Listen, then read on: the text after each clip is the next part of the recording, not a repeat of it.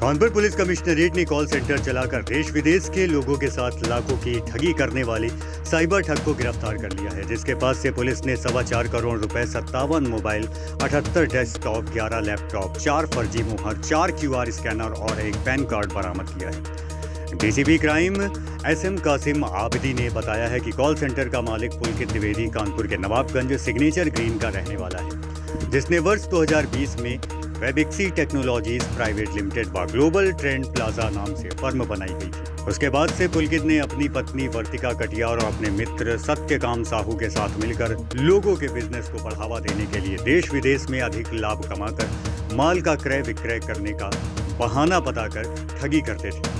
पुलकित ने अपना call centre बनाने के बाद करीब 150 बेरोजगार लड़के लड़कियों के अपने कॉल सेंटर में नौकरी देकर एक बॉन्ड सिग्नेचर कराते और बीच में काम छोड़कर जाने पर फर्जी मुकदमे भी कराते थे। डीसीपी क्राइम ने बताया है कि सभी विदेशी वर्चुअल नंबर का इस्तेमाल करके बड़े स्तर पर लोगों के साथ ठगी करते थे, जिसमें भारत के साथ साथ विदेशी लोग भी शामिल थे। एक व्यक्ति जिसका नाम पुलकित द्विवेदी है, उसकी अरेस्टिंग हुई है। एक साइबर फ्रॉड, एक साइबर कॉल सेंटर ये लोग संचालित कर रहे थे।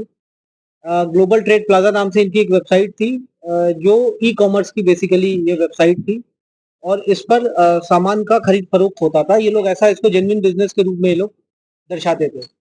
इनका जो मॉडस ऑपरेंडी था वो ये था कि इसमें ये लोग जो कस्टमर्स होते थे उनको ल्योर करते थे और फिर ये खुद स्वयं बायर्स बन के उनके साथ डील करते थे और फिर उसके बाद उनका पैसा लेकर के उनका फोन उठाना बंद कर देते थे, उनका मोबाइल ब्लॉक कर देते थे। ये उनका पूरा मॉडस ऑपरेंडी था। इसमें जो मुख्य अभियुक्त है पुलकित द्विवेदी, ये साइबर टीम और जो हमारा साइबर थाना उनके द्वारा गिरफ्तार किया गया है।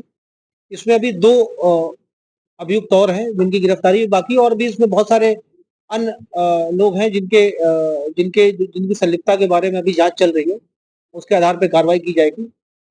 सत्यकांत साहू जो इसका टेक्निकल पार्टनर है, वो अभी फरार चल रहा है और इसकी जो पत्नी है वो भी अभी फरार चल रही है। इन लोगों की गिरफ्तारी करके शीघ्र जो विधिक कार्रवाई है वो अमल में लाई जाएगी। जो कॉल सेंटर चल रहा था ये बृहद पैमाने पे चल रहा था। इसमें लगभग 150 कर्मचारी इसमें थे। जो ज्यादातर कर्मचारी ऐसे थे जो इसके बारे में जानते ही नहीं थे, उनको जानकारी नहीं थी कि किस चीज से डील कर रहे हैं। जब उनसे बातचीत की गई, जब उनसे पूछताछ की गई, इंटरोगेट किया गया, तो पता चला कि उन्हें 10,000 12,000 की नौकरी पर रखा जाता था और उनसे जबरन एक बॉन्ड साइन कराया जाता था। यदि बीच में तुम नौकरी छोड़ करके जाओगे तो उनको डराया धमकाया जाता था। उनको अलग अलग तरीके की मानसिक प्रताड़ना झेलनी पड़ती थी और कई बार जो है वो झूठे FIR भी उन लोगों के ऊपर दर्ज कराए जाते थे। इस तरह के प्रकरण भी संज्ञान में आया। ये पूरा जो कॉल सेंटर था ये ग्रीन पार्क के पास एक रेंटेड अपार्टमेंट में चल रहा था। इसमें 57 मोबाइल फोन्स पुलिस ने मौके से बरामद किए हैं जो उस घटना में ये लोग यूज करते थे। 78 डेस्कटॉप, CPU को हम लोगों ने सीज किया है, लैपटॉप्स है, पैन कार्ड्स है और कूटरचित दस्तावेज, ये लोग जो ज्वाइनिंग लेटर्स देते थे, जो सर्टिफिकेट्स ये लोग बताते थे, वो पुलिस ने सीज किए हैं। इसमें एक अहम चीज ये है कि इसमें 6 बैंक अकाउंट्स इस फर्म के नाम पे थे जो पुलिस ने फ्रीज कराए, जिसमें 4.5 करोड़ रुपए हैं। ये टिप ऑफ द आइसबर्ग है। इसमें अभी और बहुत सारे बैंक अकाउंट्स इसमें शामिल हो सकते हैं, क्योंकि इनका मॉडस ऑपरेंडी ये था कि ये एक बैंक अकाउंट उस समय तक चलाते थे जब तक वो फ्रीज ना हो जाए। फ्रीज होने के बाद ये दूसरी कंपनी के नाम पे दूसरा एक बैंक अकाउंट खुलवाते थे और फिर उससे ये लोग फ्रॉड करते थे। ये फ्रॉड लगातार चल रहा था। पकड़े इसलिए नहीं जाते थे क्योंकि जिन नंबर से ये लोग बात करते थे वो सारे वर्चुअल नंबर्स होते थे। वो विदेशी नंबर्स का ये लोग विदेशी वर्चुअल नंबर्स का ये लोग इस्तेमाल करते थे। अमेरिका, US, थाईलैंड, इंडोनेशिया, इस तरह के नंबर्स ये लोग वर्चुअल नंबर्स लेते थे और फिर उससे व्हाट्सएप के थ्रू ये लोग बात करते थे। ये एक बड़े स्तर पे ये लोग ऑर्गेनाइज्ड वे में ये काम कर रहे थे। इसको गिरफ्तार किया गया है। अभी जो इसमें अन्य अभियुक्त शामिल हैं, जल्दी उनकी गिरफ्तारी भी की जाएगी और इसमें कठोर कार्रवाई की जाएगी। इन सभी के विरुद्ध जो भी एसेट्स हैं इनके, उसकी जांच पड़ताल करके उन एसेट्स को हम लोग 107 BNSS के अंतर्गत हम लोग सीज करेंगे।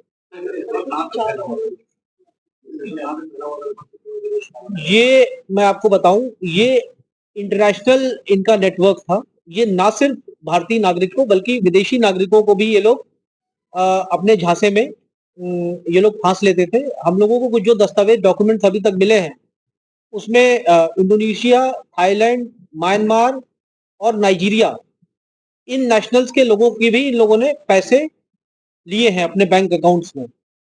और जैसा मैंने बताया कि ये विगत 4 सालों से ये कॉल सेंटर चल रहा था। ये हम लोग जो अभी क्योंकि ये अभी जस्ट इनकी अरेस्टिंग हुई है और अभी प्रिलिमिनरी इन्वेस्टिगेशन अभी हो पाई है। डिटेल इन्वेस्टिगेशन जब विवेचना में मुझे लगता है ये बहुत बड़ा एक संगठित रैकेट था, ऑर्गेनाइज्ड रैकेट था जो ये यहाँ पे हार्ट ऑफ द सिटी में जो ये लोग चला रहे थे। और क्योंकि ये इनके यहाँ जो कर्मचारी काम करते थे वो इतने डरे हुए थे कि वो आगे आकर के अपनी कंप्लेंट्स नहीं कर पाते थे। एक चीज और थी, जो इनके यहाँ जो सेगमेंट्स थे, जो मैनेजर्स थे, जो इनके कर्मचारी थे, उनको एक दूसरे से बात करने की आपस में अनुमति नहीं थी। अलग अलग वर्टिकल्स थे। मार्केटिंग का काम मार्केटिंग वाले करते थे, सेल्स का काम सेल्स वाले करते थे, कुछ कॉलर्स थे। तो इसमें इस तरह से ये पूरा एक ऑर्गेनाइज सेटअप था, जैसे एक ऑर्गेनाइजेशन रन करती है उस तरीके से ये प्रोफेशनली इसको रन करते थे और प्रोफेशनल तरीके से ये लोग फ्रॉड करते थे। इसलिए इनका पकड़ा जाना मुश्किल था। अभी तक कई सारी शिकायतें एनसीआरपी पोर्टल पे हम लोगों को मिली थी और उसके आधार पे हम लोगों ने कार्रवाई किया है। इनकी गिरफ्तारी हुई है। आगे की जो कार्रवाई है वो हमें मिल जाएगी। ये एमबीए किए हुए है ऐसा बताया है इसने। अभी इसकी भी जांच करना है कि वो सर्टिफिकेट जो इसने बताया है कि ये एमबीए किए है ये सही है या हो सकता है ये भी फर्जी है। जी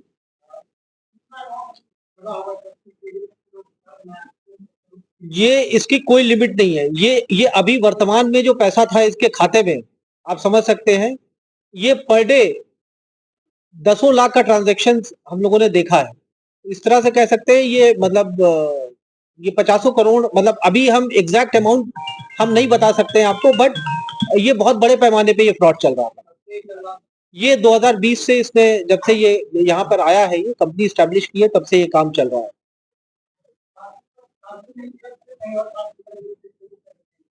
नहीं, ये तो कानपुर में ही, इसका कॉल सेंटर तो कानपुर में ही चल रहा है।